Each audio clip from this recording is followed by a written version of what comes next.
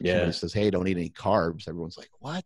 Yeah. And, now I think through my own, what I try to stick to when I communicate is my own practices. And I try to say I try to say me. I try to talk about what I do rather than impose, hey, you should do this, you should do that. It would be better if you did this versus what you're currently doing. I try to stick to just communicating about my own experiences. And through my own experiences, the answer has kind of always lied in the middle. Yeah. I've done the really, really high fat diets before. I've done, keto. I've done, really, really no carb. I've done kind of middle of the road. I've done bodybuilding, which is lower Mhm. fat and higher carbohydrate.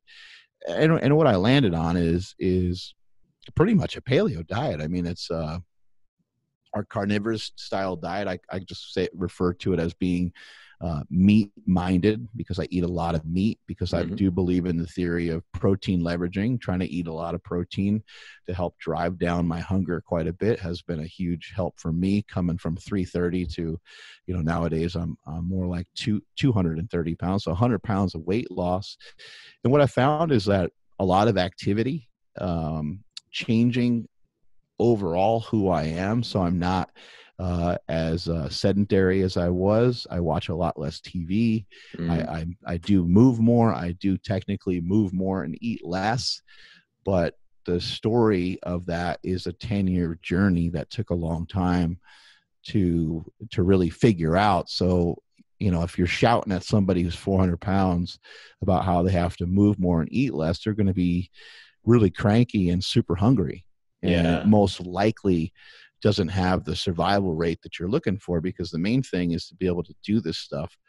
Uh, you got to be able to do this stuff for a long time, Yeah. decades.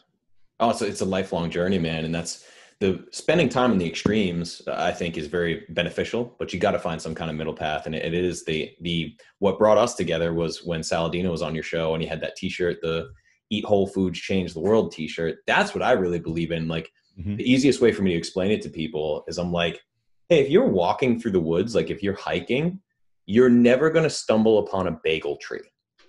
It's pretty, like, there's no white bread tree. There's no bagel tree. It's just, if you eat things as they exist You're in nature. disappointing people.